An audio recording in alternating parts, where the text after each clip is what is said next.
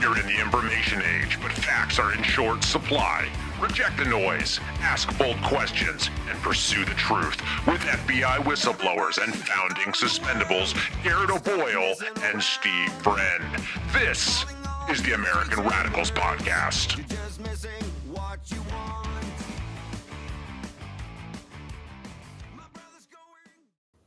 It is the American Radicals Podcast. Brand new week coming to you live on rumble.com/amradpod. It's a Tuesday, 10:30 Eastern time, guys. Make sure you give us a nice thumbs up and a follow. You want to subscribe here on Rumble?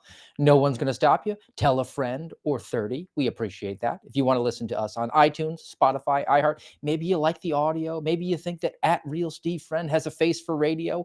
I agree with you on that one. Make sure you pop over there. Give us a 5-star rating and a 5-star review. We like to see what everybody has to feedback on the program. We want to trick those algorithms into allowing us to radicalize more Americans. And as always, you can always catch us over on X @XAmericaNews or @RealSteveFriend or @GOBActual. I mean, we are everywhere. We're trying to expand the brand here. So as I said, it's a brand new week. Today, we're going to be talking about This is Madness. Before we get into that, I got to bring the bearer of bad news.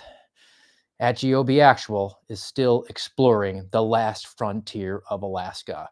So he will not be here. But I have it on good authority that he is now hiking through the woods, which, it's light out there, like 23 hours a day. I think he could probably bring down a moose with his bare hands and then use it as bait to bring in a grizzly bear. And again, bare hands, GOBActual. He'll have to regale us with stories of that trip when he returns here in the next few days. So looking forward to that. But I am in the seat today, and I want to sit down and have a long-form talk, sort of as a continuation about an older story that we did, an older episode. I believe it was a Saturday episode where we did an origin story, and it was fun. It was probably one of our most fun episodes ever, where we looked at this young lady who was a Karen in waiting and the foundation that she was there. Today, with This is Madness, we're going to be talking not about the foundation, but about the nurturing, the nourishment, the stories and the news that these people are imbibing to make them some of the worst people on earth. And, as long as we're talking about the worst people on earth, let's give it a play.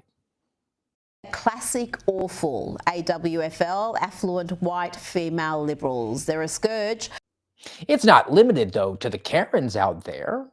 Certainly, there's a lot of beta males or people who purport to be the male persuasion. They identify as a man, who are imbibing the exact same information, and they've identified areas where they can seize power and control and use the information, the nourishment that they're receiving, to inflict whatever consequences they want. And that's the danger. I mean, the ultimate danger of the terrorist who has the bombs strapped to his chest is not the reality of whether or not, if he explodes himself, he's going to wake up in paradise with 70 virgins. You can laugh at that. You can say that's absurd, and you're going to get a rude wake-up call when you're in the bowels of hell. But what makes him dangerous is that he truly believes that. So I did some deep diving and deep digging into some of the more reputable, we'll call them, sources of the communist left in this country over the weekend, and was blown away. So get ready for some reading today, because we're going to go hard into the madness. We're going to talk about people who are sexiling themselves to Canada, trannies who are afraid for their lives in America now that the orange and mean, literally Hitler is the president once again. We have women who want men to open up to them, but then are complaining that that's a burden. They're arguing that rising autism rates are actually a good thing. Recommendations for using floss to vaccinate the population. What could possibly go wrong with that? PTSD from the presidential fitness test, now that that's been reactivated. People are complaining that they had a bad case of the feels back when they took it, and it's impacted their lives. Shocker, men are stronger than women, and a lot of girl bosses are very upset by it. And we are going to get into a new definition of death to justify organ harvesting. Like I said, guys, there's lots of madness here. It reminded me of, this is probably one of my least favorite of the Disney films out there. the madness aspect to it. Alice in Wonderland explored literary nonsense, which I can't get my head around. I really can't get around fiction at this point because I'm a grown up and I want to find out what's really going on out there. But if you're going to delve into the fiction, then read some C.S. Lewis or Tolkien, something that's classic and actually good. I never really understood the appeal of it, but to kick us off, let's find out about the Mad Hatter and the Tea Party, and as we venture into the madness. Birthday? My dear child, this is not a birthday party. Of course not. This is an unbirthday party. Birthday? Well, I'm sorry, but I don't quite understand. It's very simple. Now, 30 days have no. Well, an unbirthday, if you have a birthday, then you... She doesn't know what an unbirthday is. How silly.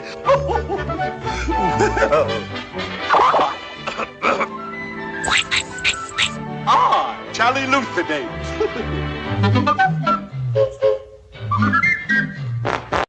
Like I said, total nonsense, not really particularly entertaining from my perspective, but we're going to venture into the madness here, which, I don't want Alice in Wonderland to be our movie reference of the day. And this is sort of how, I feel when it comes to madness and attacking the ideas that are going to be profulated throughout the day. And as we get to these sources of information, credible sources like the New York Times, which was at one point a newspaper, and the Washington Post, because democracy dies in darkness, as they provide us the nurturing material to convert people into insanity.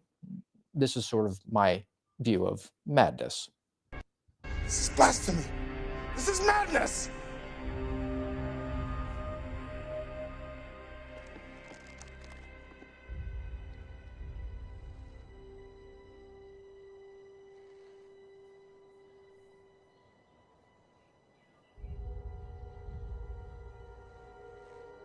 Madness. This is Sparta!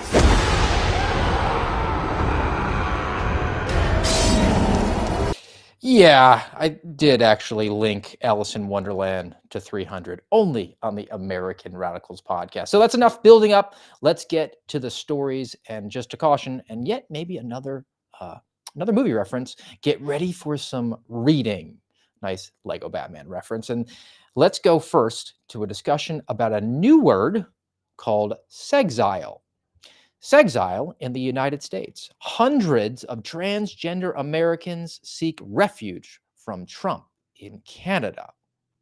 Now, panicked by a government that threatens their civil rights, many of the LGBTQ plus rainbow kamikaze Americans, especially the Ts, they're seeking to immigrate to Canada. Some are even requesting humanitarian asylum. Now, the sympathetic one they tried to identify here is a 22-year-old tranny, but the quote that they got from an individual who's helping to facilitate this, his name is Timothy Chan. He said in the first 24 hours after Trump's re-election, they received 1,177 requests for assistance from the U.S. 51%, so half of those were from trannies who wanted to get out of the old USA. And this is an organization called the Rainbow Railroad, kind of like the Underground Railroad that actually helped slaves escape bondage during the 1800s to get to Canada. That's the theme they're going with, because trannies are so put upon because our president is mean and orange and literally Hitler. Now, of the 1,177 requests, that is the largest number that this organization has received in a single day from a single country. To put that in perspective, during the Afghanistan withdrawal, when Joe Biden had people falling off of the landing gear of military aircraft, the peak number of those daily requests was a little over 100. So we're 11 times that many of people concerned about the tranny madness and losing out on their opportunities to cut off their own genitals. So our sympathetic person here, his name is Hannah. Quote, there have been threats to implement gender fraud, which is not a term, but Hannah thinks it is. And according to Hannah, gender fraud laws are changing voter ID regulations and requiring people to say that, yes, in fact, you are a man. It doesn't matter if you cut off your genitals. He calls that gender fraud. He says also, quote, they're erasing information about trans people from government websites and encouraging dangerous behavior in society. Citizens now feel empowered to act hatefully without being punished for it. No further information. I guess the elimination of DEI portions of government websites is cultural erasure. So we've got Sexile, we've got cultural erasure going on here, we've got gender fraud going on here. So all fake terms that are people who are like the Mad Hatter talking about an unbirthday. Now, I did get a kick out of as I read through this piece. It eventually gets to the grim news for the likes of Hannah and his cohorts within the LGBTQIA _* rainbow kamikaze community. Here's a quote. Many experts are skeptical that Americans' asylum claims will ultimately be accepted, because asylum is saying that you're so put upon, you're at significant risk, like your life could be in jeopardy. And again, we'll get to the language aspect of this in a minute, but quote, applicants must prove that their government is unable or unwilling to protect them and that they cannot live safely anywhere in the country. This represents a particular challenge for American citizens, as the country has many of the typical indicators of a very safe and democratic state, which has historically been a place to welcome the rainbow kamikaze. So they don't really have a strong argument, but they're going to make the inverse argument. Now, I want to connect the language to this because we have a Second Amendment in this country. That's a defensive amendment. You're allowed to have a firearm in this country, and you have the firearm to protect you from the government. Hunting, the stuff that Garrett O'Boyle is probably doing up there, he's doing it with his bare hands. But if he wanted to do the hunting up there, that's secondary, tertiary benefit. You have the Second Amendment in this country to protect you against the government, because the government has guns, and if you don't have the ability to return fire, then they'll come to your door and blast you in the face. But it's a defensive mechanism. You're not to take up arms against the government or against your fellow man. But with these communist, leftist, Mad Hatter types, they're going to make the argument that they have to be offensive with this. They're going to say that your gender fraud laws are a threat to my life. Ergo, I'm going to take action against you. And the consequences are a defense of my life. I mean, they have to proactively eliminate you, and they'll justify it throughout the insanity going on between their ears that allows them to say, yes, in fact, I can cut off a healthy breast tissue and now I'm a man, or I can cut off my testicles and that makes me a woman. They'll be able to concoct that rationalization within their head, and that makes them very dangerous. It's not that it's true, it's definitely not, but they do believe it, and that's the significant risk to us here. Now, I allude to man and woman, and we like to do sort of ding that up here on this program. I mean, like, dudes need to actually assert themselves a little bit. There's just not enough of that in this country nowadays. There's too many boys who can shave. And I think in the recent times, there's been arguments within the media that we're so back and we're so based. Real men are on here. But the argument's always been, and I think it does have some merits. Maybe it's a little bit over the top, but guys are just, we're too insular. We're too compartmentalized, and we take our feelings and we push them on down deep, and we don't talk about those things. It was very stigmatized 30, 40, 50 years ago. And now that stigma has been lifted. People are encouraged to open up. You don't have to open up to everybody. Nobody wants to hear that, but you can go see a therapist, maybe have a close confidant, a friend, and say, look, I'm struggling. And that's healthy. But certainly you would want to open up all the time with your significant other, with your wife. And that's the trope, right? The wife's always gabbing to her friends, and she's probably going on websites like T and saying, like, my husband, he keeps everything in and he just won't open up to me. I want to develop that and nourish our relationship. We have to be open, and I want to hear what his concerns are. But in the madness that is an outlet like the New York Times, which was at one point a newspaper, in keeping with the theme of asteroid to hit Earth tomorrow, women and minorities to be affected worst, they're saying that actually opening up and following through on what women have been asking their counterparts in marriage to do forever is actually going to lead to them being put upon even worse. So, from the New York Times, why women are weary of the emotional labor of man keeping. So we have sexile and we have man keeping. Lots of new terms, lots of new language going on from the communist left, from reputable sources like the old gray lady at the New York Times. Justin Leoy is a licensed clinical social worker in Brooklyn who specializes in therapy for men. When he sees a new client, one of the first things he asks is, who can you talk to about what's going on in your life? And look, I'm not going to give Justin a hard time for that. He shouldn't be the sole person that people reach out to. You'd like them to reach out to people that they know better, people that they don't actually have to pay hundreds of dollars an hour to say, look, I'm struggling, and have you any advice for me? Have you gone through this before? That seems relatively healthy emotionally and mentally, psychologically. Back to the New York Times. Much of the time, Mr. Lloyd, Justin, said his straight male clients tell him that they rarely open up to anyone because they're dudes and they're normal, and that's not what we like to do. We like to push it down deep, and eventually, I don't know, it turns into prostate cancer and we die. But their girlfriends or wives don't hear from them. Their partners have become their unofficial therapists, he said, doing all the emotional labor. The particular role has a new name called man keeping. Again, these people are patently insane, coming up with new terms. Man keeping describes the work women do to meet the social and emotional needs of the men in their lives, like be a good spouse, like you would expect him to be for you, but somehow it's harder on the woman because, again, the asteroid hits tomorrow to destroy the Earth. Women and minorities will be affected worst, according to the New York Times, at one point a newspaper. So supporting their partners through daily challenges and inner turmoil and encouraging them is leading to the women being put upon, according to the New York Times. In a 2021 survey, 15% of men said that they didn't have any close friends.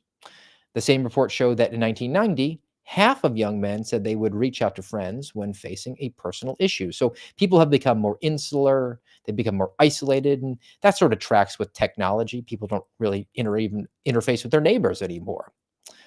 Man keeping is an important extension of the concept of kin keeping. Man, no end to the new terms from the communists. Kin keeping, the work of keeping families together, and that tends to fall disproportionately to the women. So again, we're being put upon because the men are following through on opening up a little bit more, as likely their wife asked them to do, because the wife cares about their mental well-being and their emotional health and cares about the relationship, and certainly sharing their feelings and thoughts and concerns about the future would lead to a healthy dialogue, would lead to a healthy relationship. But if you do that, you're damned if you do. And if you don't do that, you're damned if you don't. It's almost like a Kafka trap. It's almost like whatever the guy does, the New York Times is arguing that it makes the women's life worse as we try to pit the genders against each other.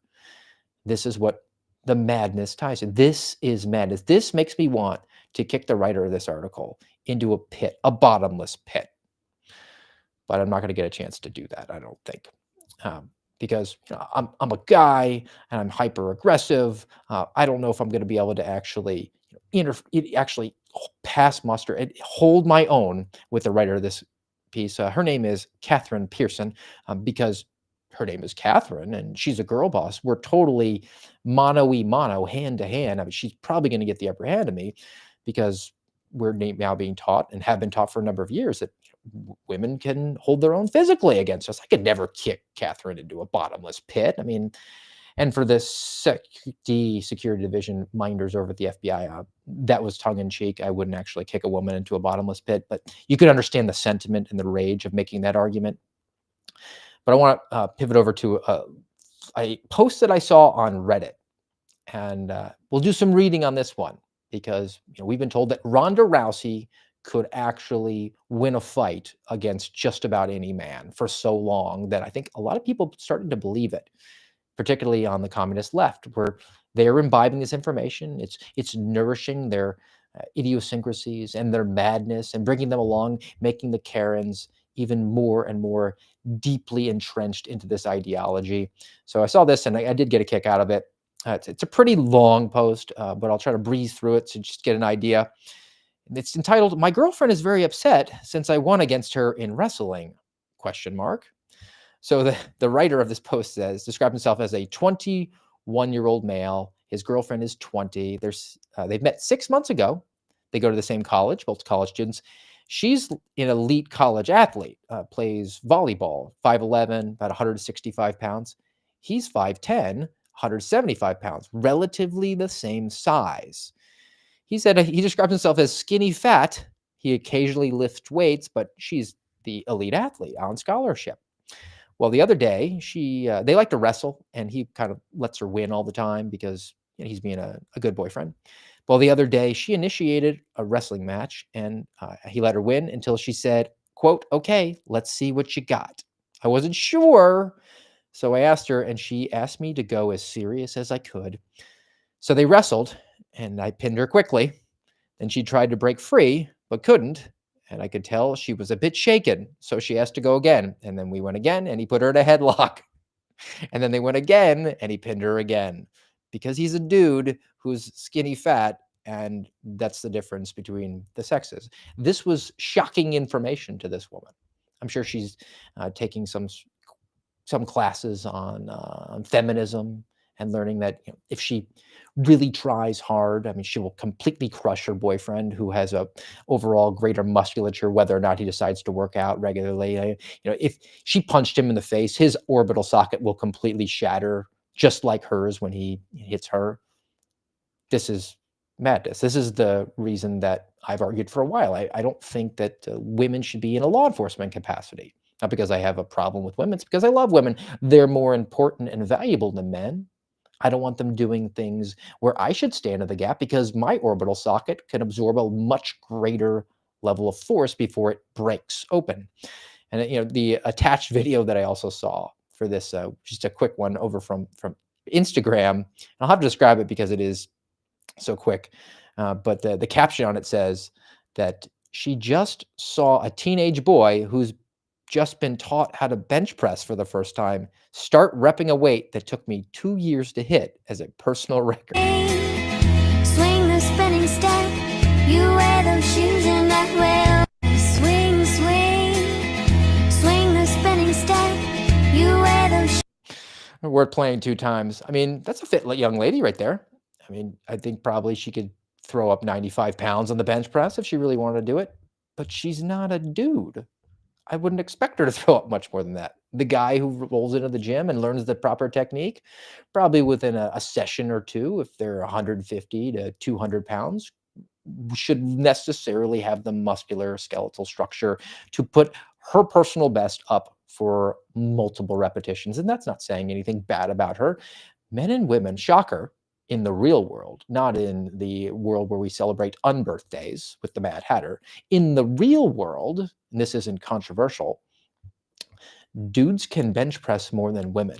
But if you happen to read the New York Times or the Washington Post or the Guardian, any one of these outlets, and you truly imbibe it, and only getting this sort of information, you might conclude that the exact opposite is true. Again, we're back to the suicide vest guy. They truly do believe this, which is why you see that girl sitting there and breaking down emotionally because she saw another person in the gym exercising and using the equal amount of weight to her. And just as an aside, pay attention to yourself. Stop judging the other people in the gym. If you're going off of what somebody who has a twig and berries between their legs and you don't, you're doing things wrong. You're probably reading the New York Times or the Washington Post. Back to the New York Times in a second, but before we do, and we're going to talk about some health stuff. So let's thank our underwriting sponsor for today, which is the Jase Case, Jase Medical Guys. Go to jase.com, JASE.com. New sponsor for us here. You can get 10% off your order there if you use our promo code AMRAD, AMRAD. That stands for the American Radicals. This is the new wave in medicine. This is the ability to go to this website, jacemedical.com or jace.com. You input your information. You interface with a doctor just electronically. Tell them that you're a man or a woman. They don't give you an option for a third because they're not insane at Jace.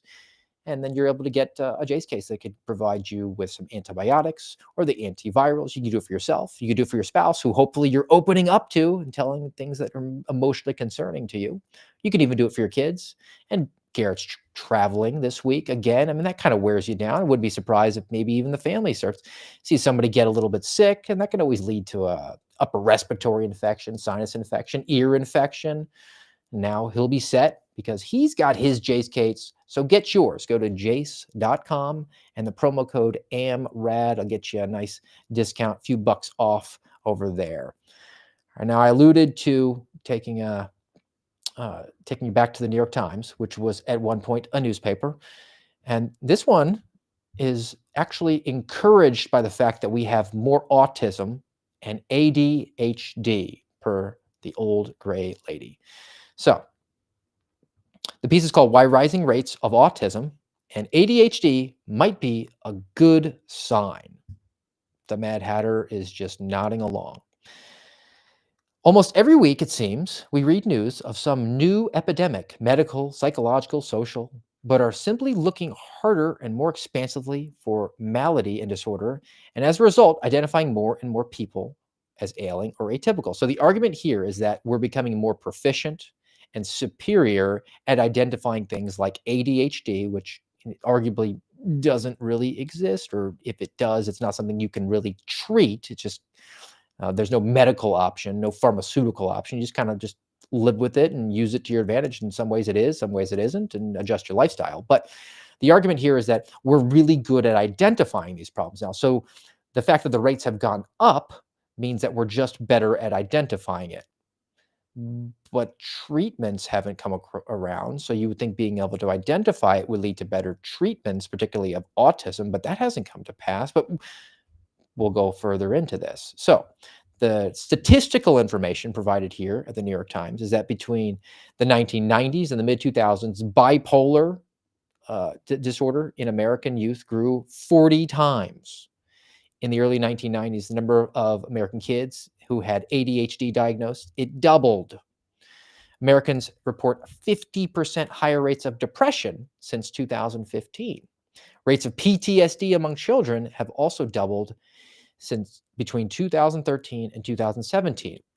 Is it because we have problems in our lives, or are we just better at identifying these problems that everybody has always had, according to the New York Times? So where they want to actually take this is an attack on RFK, because he is the Secretary of Health and Human Services, member of the cabinet for President Donald Trump, who's mean and orange and literally Hitler. So that's where we have to go, because this is, after all, the New York Times, and they want to scratch the belly, scratch the id of the communist left in this country. So they give him that.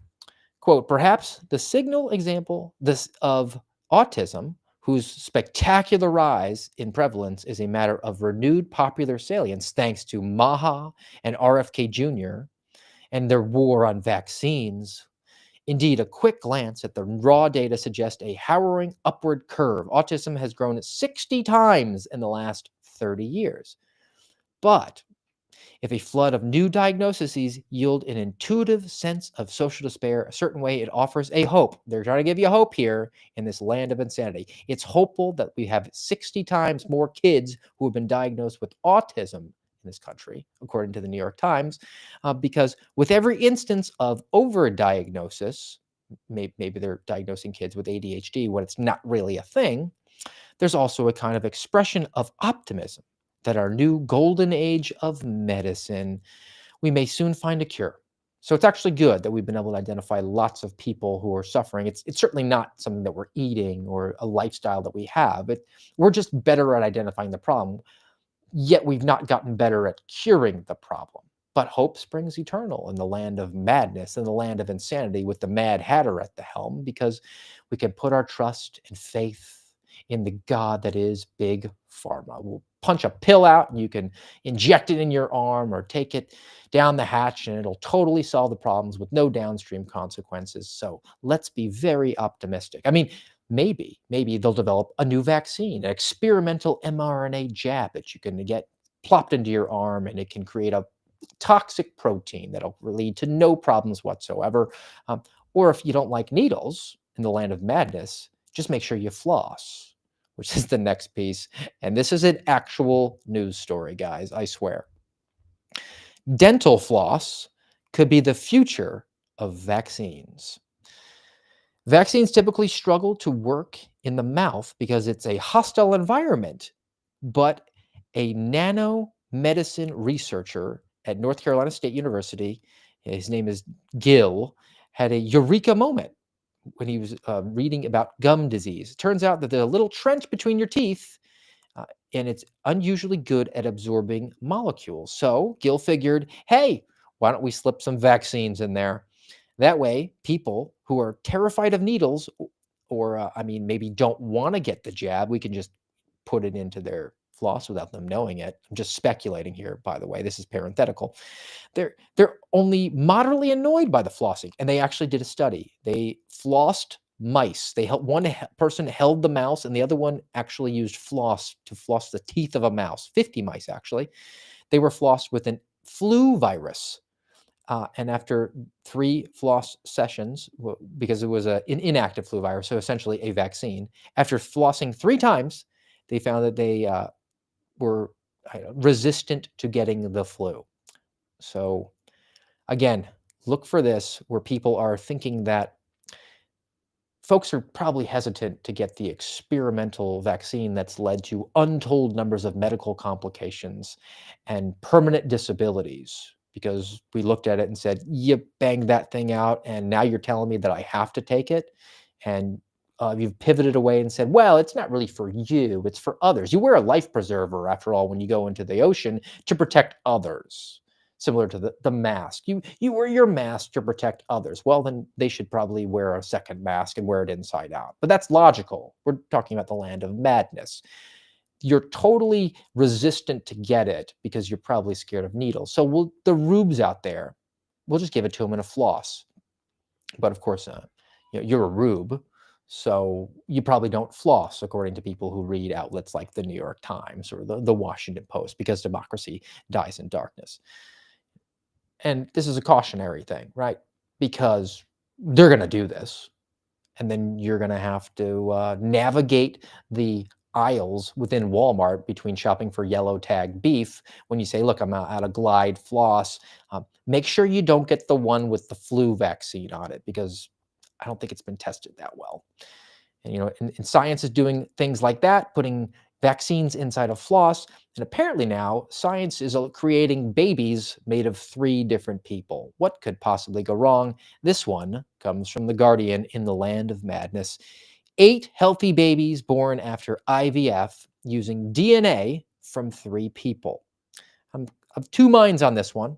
And IVF is controversial for a multitude of reasons. I'm not going to delve into that one, but let's talk about how this actually breaks down, because the intention behind it might be benign and innocent and even charitable, but there is a downstream consequence, kind of like shooting an emergency authorized experimental gene juice in your arm.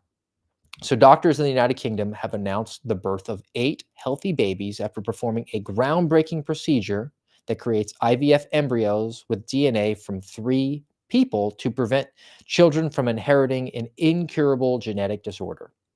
So mothers that provided the DNA aspect, they were at a high risk of passing along a life-threatening disease that was mutating mitochondria. Too much science in there, but they could basically pass along this life-threatening disease. So there was fear that it was genetic, and then if they had a baby, the baby could be at significant risk.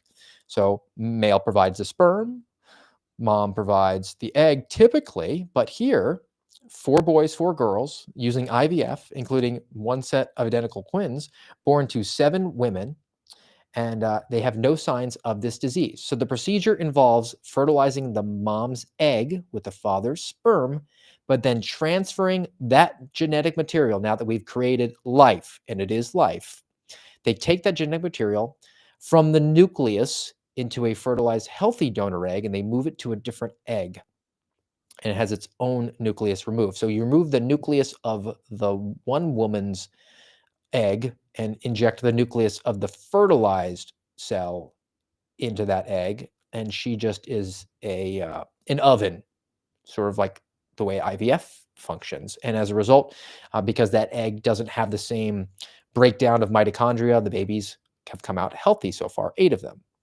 But to my cautionary tale, this is benign and innocent. You don't want people to unnecessarily suffer from a genetic disorder. You could easily make an articulable and rational case and say, look, we're making babies and we're going to try to preserve their life, try to preserve their suffering. But if this is capable, how far are we from saying, hey, look, everybody in my family, they all have brown hair and brown eyes, but we just want the blue-eyed, blonde-haired baby. So maybe we can find an egg from somebody else and we can have a 3-person baby that way. How far is this away from eugenics? And it'll be rationalized. Say, look, we have the capability. It'll create an unnecessary burden on them to suffer with brown hair and brown eyes. It's like somebody who has a twig and berries and thinks that they're a dude who feels pretty.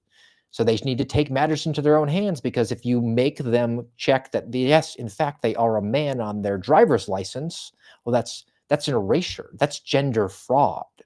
And they need to be offensive in their reaction to you, because it's, in effect, not offense. They're playing defense to preserve their identity. I think that kind of articulated the way that an insane person would justify and rationalize taking these sorts of actions. It's not sane, it's not reasonable or rational, but you could see this line of thinking in the land where people celebrate all the days that aren't their birthday, that they could easily make that logical step. All right, we can pivot away from the science stuff and talk about education stuff. Satan's Youth Ministries, after all, and the organizations that run so many of our schools are driven by the unions, the teachers' unions. The largest one being the NEA, the National Education Association, which is a union of teachers. So they're trying to, theoretically, in a sane world, try to argue to get better benefits for teachers, and they want their members to do well and have some job security and not be overburdened. But what they wind up being is a political arm of the communist left in this country, and they're trying to impact curriculum. So, they put out a new handbook in 2025, which Washington Examiner did a deep dive on. So tell me if this makes sense, if this is sane. Largest teachers union in the United States erases Jews from the Holocaust. And you don't have to take my word for it. I actually did the reading and went over to the 2025 handbook for the National Education Association. It's available. It's 434 pages. I read significant portions of it, so you don't. But if you want to, you can go over to the Washington Examiner, who did a pretty decent job of breaking it down. So this story: nation's largest teachers union plans to promote a version of the Holocaust remembrance that does not mention Jews. The handbook says that the NEA will, quote, promote the celebration of International Holocaust Remembrance Day by recognizing the 12 million victims of the Holocaust from different faiths, ethnicities, races, political beliefs, genders, and gender identification. We got to make sure we insert the trannies into the Holocaust. And also abilities and disabilities, because people aren't crippled anymore, they're differently abled, and other targeted characteristics, unquote. The description does not mention the attempted extermination of Jewish people by the Nazis. So people very interested in history and facts and logic are arguing, I guess, and denying the existence of the Holocaust. So now we have strange bedfellows, which is, again, interesting to me. The NEA apparently is going to go through Holocaust denial. Maybe they will actually pair up with the ISISes of the world and agree that they should just strap bombs to their chests, because that'll make sense in this sort of world here. And actually, they go further because they're very anti-Semitic on the communist left, and the NEA is nothing if not a vocal proponent of communism in this country. They actually make it about the Israeli and Palestinian conflict. So the NEA handbook gives a lengthy description of its plan to educate its members and the general public. They're a teachers union, not a school, but they think they are. They want to talk about the history of the Palestinian Nakba. The Nakba means catastrophe in Arabic and refers to the, as they call it, forced violent displacement and dispossession of 750,000 Palestinians from their homeland in 1948 during the establishment of the State of Israel. So they don't like Israel, they don't like the Jews, which is apropos for a communist apparatchik that is educating so many kids in this country and into madness, developing this insane level of hatred, irrational level of hatred for people who are half a world away. And they're going to get uber concerned. They're going to go out in the streets and chant from the river to the sea, but they'll be sure to partner with the people who are very concerned about having to flee America because their president is orange and literally Hitler and is not going to apparently allow them to cut off their genitals. They'll have strange bedfellows there, and it'll lead to, again, the offensive interpretation of a very defensive amendment or a approach to a life, right? It's not even a firearms matter. You don't proactively go after people, but you are entitled to a personal defense. They're going to bastardize that like they've bastardized language, the gender fraud and the man keeping, all these invented terms as we delve deeper and deeper down the rabbit's hole here on the road to madness. And these people are suffering. I mean, they are insane. They have the foundation, the fundamentals of the Karens that we did the deep dive on, right? The origin story, and they're imbibing information from the New York Times and the Washington Post and the Guardian and the National Educators Association. That they're not doing the basic levels of fitness, which is probably why the girl bosses are impressed when a guy on his second day can throw up 95 pounds on the bench press. And again, they're suffering from not just physical fitness ailments, but PTSD because of the physical fitness elements that are necessary to thrive and survive and live a long and fruitful life. And that's why they're very concerned about the Trump administration bringing back the presidential fitness test, which there was a nice little announcement recently, and we'll give this one a play. We have a president that knows sports unlike any other. He brought together 30 of the most elite athletes to bring back the presidential fitness test. We think we have the opportunity to change in the 70-year history of PCSFN the course of where it's going currently. We have some of the greatest athletes behind us from all different sports to headline, envision, and empower the students of our young generation. I've watched sort of the decline of the youth of America and their ability and sort of the decline of the importance of fitness and health and nutrition and all of it. And it's an incredible honor, and I'm thrilled to dig in and get to work. We're all about helping young youth to be moved. It's about sport, it's about fitness and nutrition. I have a passion for all of them. So I'm excited to be able to make a difference in kids' lives moving forward. So I'm very thankful to President Trump for giving me this platform and for us to change a generation. That's some nice inspirational music. I did think it's funny that he has multiple golfers in there, which is not typically connected with being active. And of course, the wrestler, because it's a different timeline we're on right now. It's like the WWE is running the country. But I don't hate this idea. I think that you just need to look around and make another movie reference. We are basically in WALL-E. It's a Disney reference as well. Man, I got two in the same day, where people are sitting in chairs all day and they're unable to actually turn their head to the left or to the right to have a conversation. They'll just look down at their device to text the person next to them because we're so morbidly obese. But outside of the physical context, there's some psychological ramifications here in this land of madness. So we'll go back to the New York Times, which was at one point a newspaper. Quote, "For some, return of the presidential fitness test revives painful memories." And they talk about having PTSD because they were forced to take this test when they were a kid. So president's announcement about the reviving of the presidential fitness test, which Barack Obama did away with in 2012, almost as like a fundamental transformation by the communists when they finally got their guy in there. It's now stirred up strong feelings and powerful memories. So now let's find our most sympathetic people. Let's go through them. Ivory, 41 years old, she does not have fond memories of taking the test. Quote, "It felt like a military recruitment exercise. All my classmates were watching as I struggled to run a mile and complete a sit and reach and a pull-up." So she probably should have gotten off the couch. She's 41. She was in school in the 90s before the WALL-E fully took over. Quote, "Doing that pull-up in front of everybody, that was the worst. I was a little chubbier than her classmates at Carter and McRae Elementary School. you would see it. Her classmates would feel body shamed. Again, body shamed, as we're inventing more terms. Sexile, body shamed, gender fraud. What's the other ones that we have? I don't know. I'm losing track. Too many today. Another person, her name is Robin. She's 60, so she was probably in school when people were relatively fit. She grew up in Arizona, said she remembered being marched into her elementary school gym and told to complete a series of physical tests that she'd never even prepared for. Doing a pull-up and running a mile is general movement.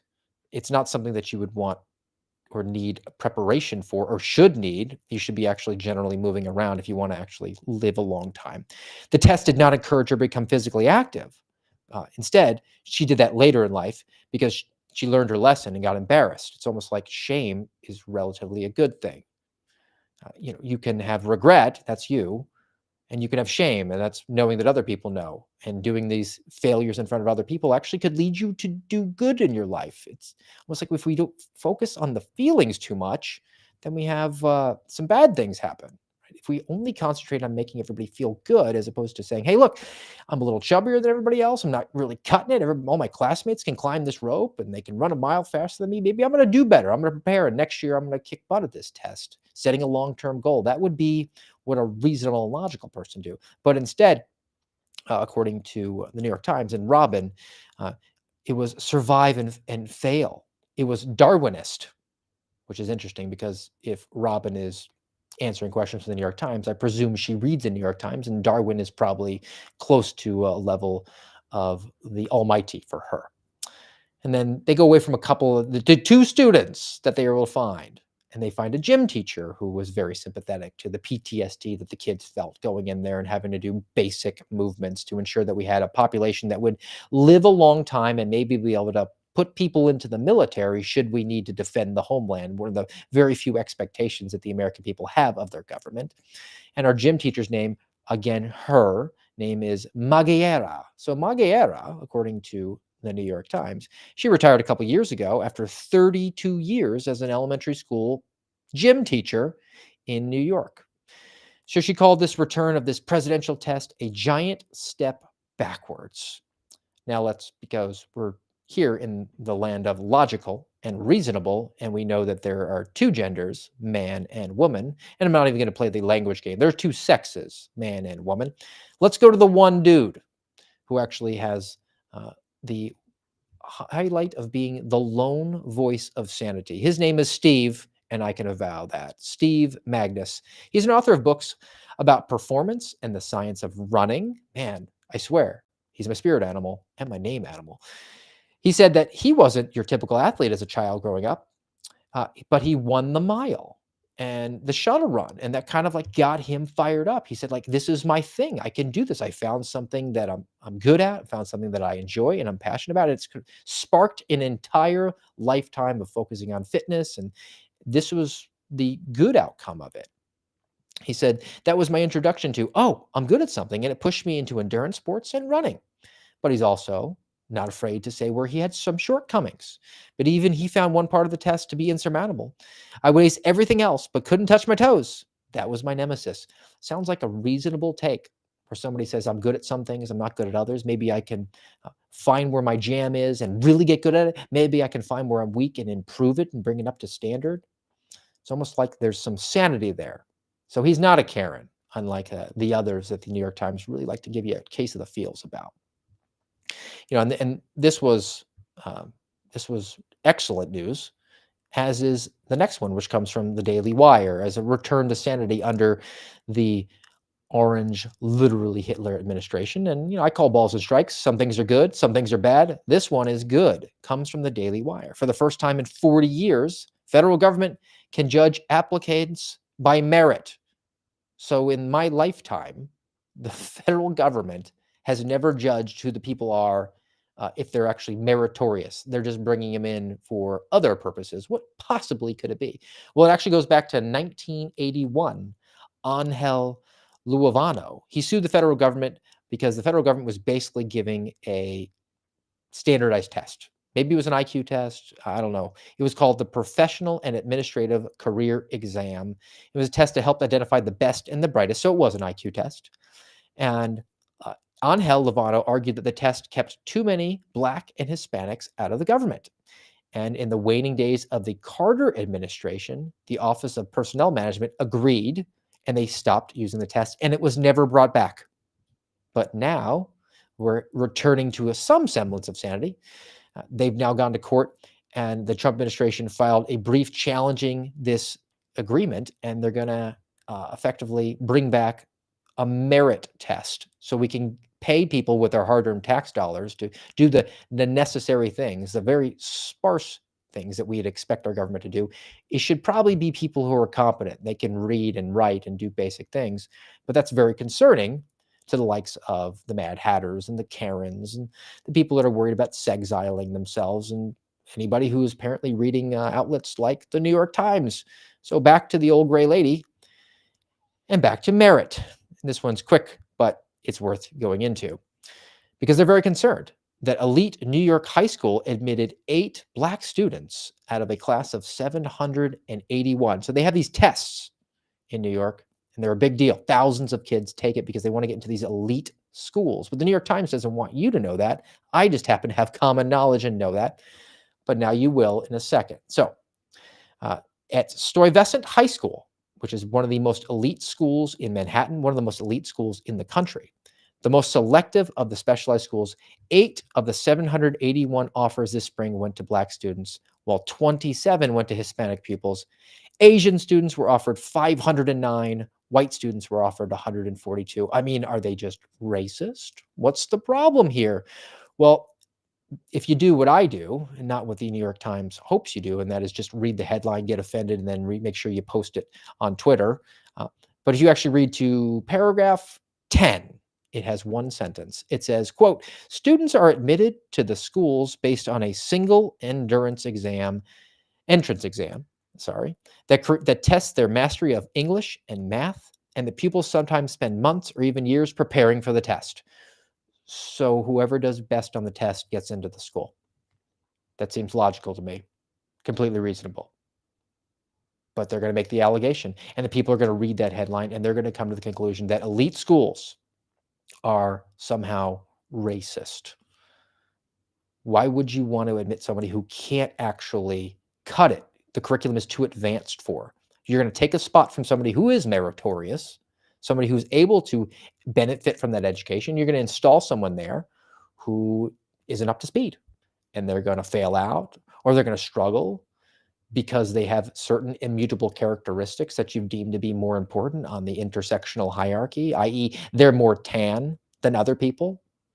Only someone who is patently insane would come to that conclusion, or somebody who reads the New York Times or the Washington Post as they're nourishing the madness and coming deeper and deeper into a level of insanity. And this is not an insignificant portion of people. I mean, we've read through a bunch of them today, and I got one more to get to, actually.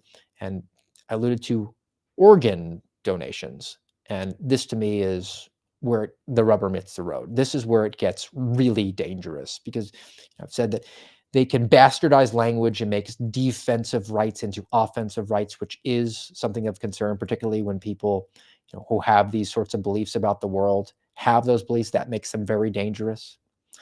But what about when they're actually going to argue that they should redefine death? So back to the New York Times. Donor organs are too rare. We need a new definition of death so they can steal your kidneys. Now, let's dig in. I lost my place. I'm sorry. Oh, here we go. People die in many ways, but in medicine, there are only 2 reasons a person can be declared dead. Either the heart has stopped or the brain has ceased to function. All right, pretty clear. Most donor organs today are obtained after the brain is dead, because your heart's still pumping, it's still moving the blood into those organs. The organs can effectively remain healthy as long as you're on life support, and they're able to move that organ over to a person who needs it. That's what happens.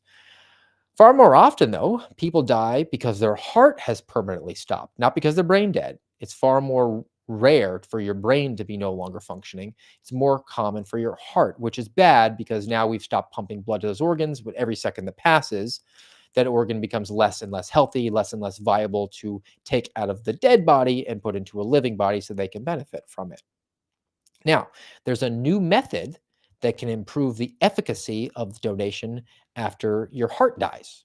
Doctors take an irreversibly comatose donor off of life support long enough to determine that the heart has stopped. So we're not pumping mechanically your heart anymore with the machine. We know your heart can't do it on its own, so you're heart dead. And then they artificially circulate the blood and the oxygen in a procedure that can reanimate the lifeless heart. So the heart has showed to the doctors that it no longer can function on its own, and they just immediately flip the switch on this machine, and now they can start recirculating the blood via the heart to the organs to make sure that the organs don't rot out and die because the new blood isn't continually flowing through them. So here's where we get dark. Some doctors and ethicists find this procedure objectionable. I mean, why would they? They're just reanimating a heart and possibly making the person alive again. But the New York Times argues that reversing the stoppage of the heart, it seems to nullify the reason that the donor has declared dead. But is the donor no longer dead? Do they wonder? Proponents of the procedure say that the resumption of the heartbeat should not be considered resuscitation. That person isn't alive, even though the heart is actually pumping anymore. And this is where we get to the gray area. The donor still has no independent function, nor is there any hope of it, according to the New York Times, according to the doctors who really, really want those organs so they can do the surgeries and make lots of money. How to resolve this debate? And here we are at the table when we're having an unbirthday party tea party.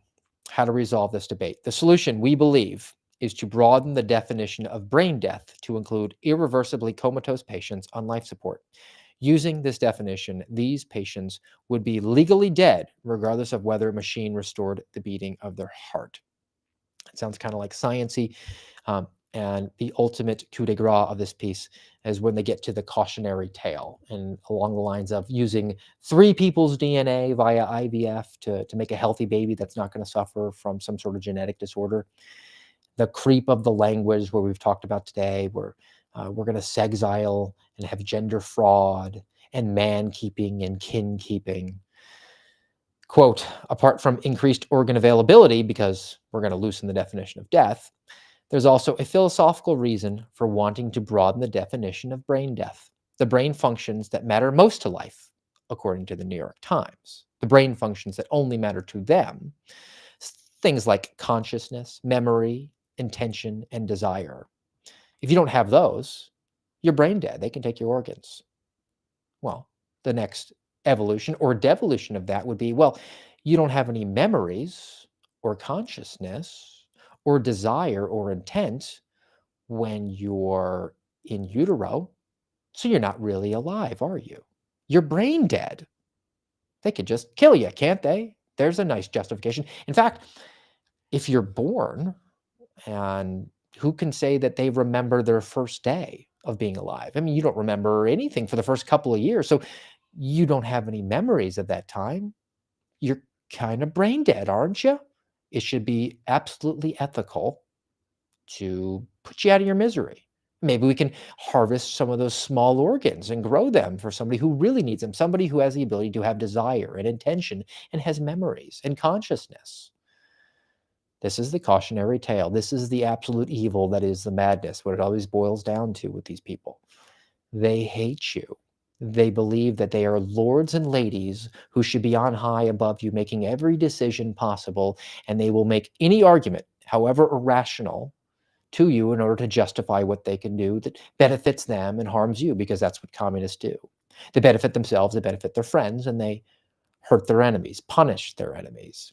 And they'll make a very clear and articulate case in these rags like the Washington Post, because democracy dies in darkness, and the New York Times, which was at one point a newspaper. They're reputable after all, and they will nourish the minds of the people who are in positions of authority, who read these outlets every single day and think, well, certainly the people here are very high IQ. They could probably pass an IQ test to get a government job. After all, they have a government job. And that's where we are. So as we've taken this trip down into the rabbit hole of madness, I hope you're able to pull yourself back, but it is valuable. It's a valuable experience to see where the ideology has gone from the origin story into now being in positions of power and continuing to solidify those beliefs. We ignore them at our own peril, which can take us to a nice biblical worldview on the day and also a nice palate cleanse on the day. So we're going to go old school. I'm a fan of the old Bible, the Old Testament. So biblical worldview for today, as I fill in for @GOBActual. Genesis chapter 11, verses 5 through 9. But the Lord came down to see the city and the tower the people were building. We're in the Tower of Babel. The Lord said, quote, if as one people speaking the same language, they have begun to do this, then nothing they plan to do will be impossible for them.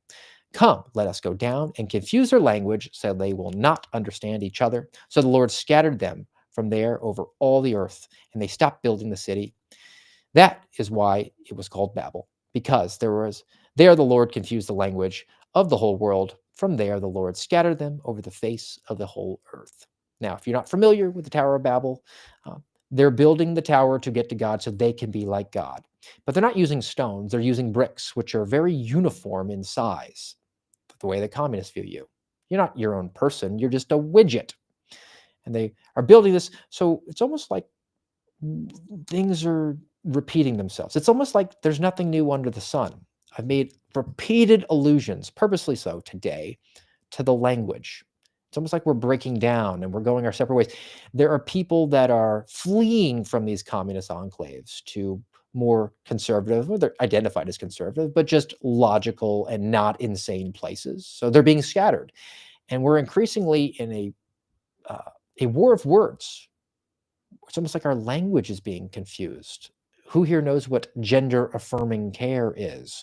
Who knows what sexile was before today? I certainly didn't. What gender fraud could possibly constitute? All these new terms. We're speaking different languages.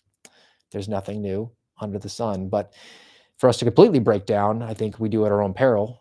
It's important to pay attention to what the other side is imbibing so that we will know it and we will not be caught off when they ultimately make their move, which I fear is coming closer and closer every single day. But we are still on this highway. There are still a few exit ramps, and then hopefully some cooler heads prevail. Hopefully some more sound, logical, and rational heads prevail and say, what you're arguing just doesn't make any sense. We want you to come back above ground, no longer down the rabbit hole. All right, so for our palate cleanse of the day, I got a fun one. So I alluded to probably one of the worst Disney movies, Alice in Wonderland. And I threw out WALL-E, which is solid. But I think this one's also really good. And that's the movie Up, which, if you're unfamiliar with it, the old man basically ties a whole bunch of helium balloons to his house and floats it away. Could that possibly be a true story? Well, that's the subject of today's palate cleanse. As somebody tried to do the Up in real life, and we have actual video footage of it. Suddenly a cable broke and up he went with one emotion. Fulfillment. I was on my way.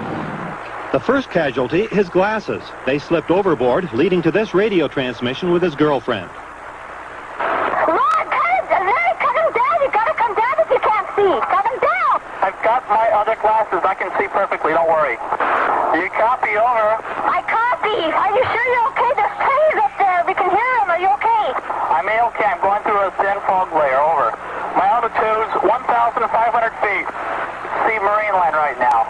So you can see marine land. So you're heading toward. Oh my God, you're going towards the ocean already. Yeah. Hey, everybody down here says to cut it and get down now. Cut your balloons and come down now. Everyone wants you down now.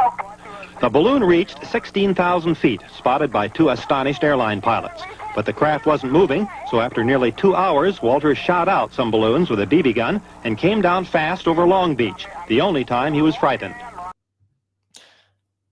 Perfect, right? You hear the radio transmissions between the guy who's just cool and calm and collected saying, yeah, I'm just flying my balloons up into the sky, might collide with an airliner, and his girlfriend is screaming that he lost his glasses. It's almost like we were designed to be different with each other, which fits really well today as we're talking about the madness. All right, guys, we've reached the end of the American Radicals podcast. Thank you again for joining us today. If you haven't already, give us a nice thumbs up here on Rumble and a follow. If you want to share the show with somebody else, we really appreciate it. Trying to expand as always. We'll be back with you Thursday here, rumble.com/amradpod, 10:30 Eastern time. Until then, guys, have a great day.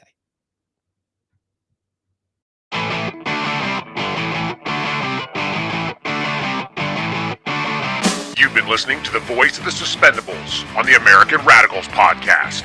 Follow us on rumble.com/amradpod.